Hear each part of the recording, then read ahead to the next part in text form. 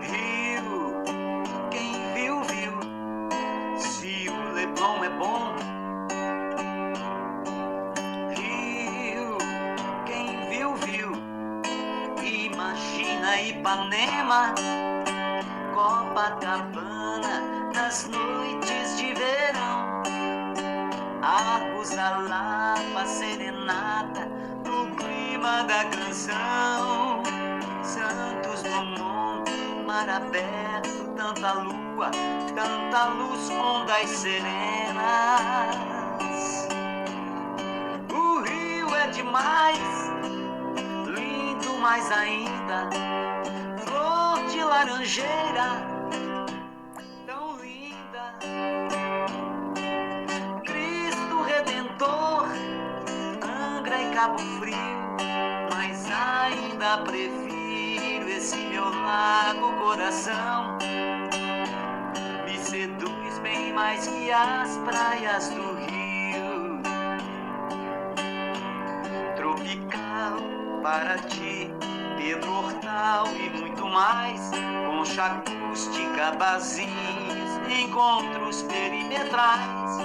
A noite, enfim, termina assim, olhando o lago da cidade, dentro e fora de mim. Ouvindo Tim, Lene Andrade, Tom Jobim, olhando o lago da cidade, dentro e fora de mim. Num olhar estupefato, nasce José Sistamato.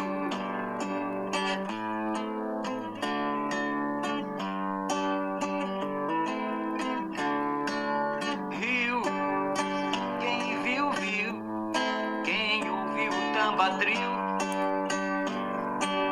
Rio, quem viu, viu. Francis Raime, os três do Rio. Tudo bacana, mas sem comparação ao tom da cor do lago calmo, azul neon.